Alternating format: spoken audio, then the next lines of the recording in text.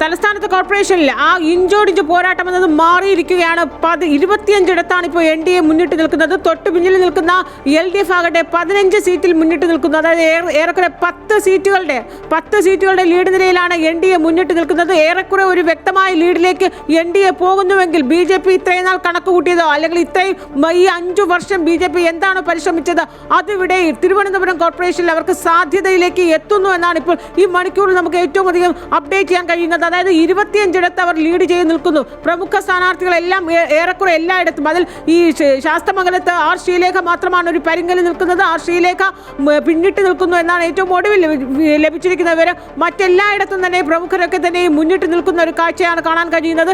ഏറ്റവും മികച്ച മുന്നേറ്റമാണ്. അതായത് പലയിടത്തും LDFിന്റെ സ്ഥലത്തു നിന്നും LDFിൽ നിന്നും UDFിൽ നിന്നുമൊക്കെയുള്ള സീറ്റുകളാണ്, വാർഡുകളാണ് ഇപ്പോൾ NDA പിടിച്ചെടുത്തിരിക്കുന്ന കാഴ്ച.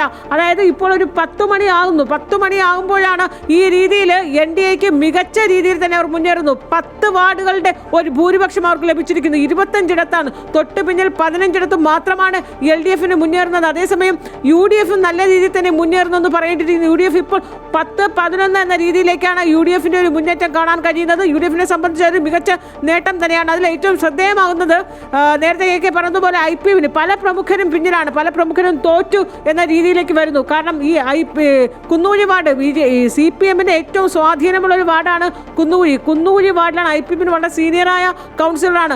ഏറ്റവും വലിയ വിജയപ്രതീക്ഷ ഉണ്ടായിരുന്നു. അതായത് അത്രയേറെ ജനകീയനായ ഒരു കൗൺസിലറായിരുന്നു. അവിടെയാണ് IPവിന് പരാജയപ്പെട്ടിരിക്കുന്നു എന്നൊരു വാർത്തയാണ് കേൾക്കാൻ കഴിയുന്നത്.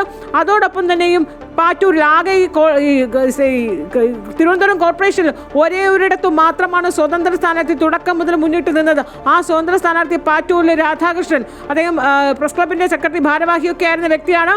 അദ്ദേഹം ഇപ്പോൾ ജയിച്ചിരിക്കുന്നു.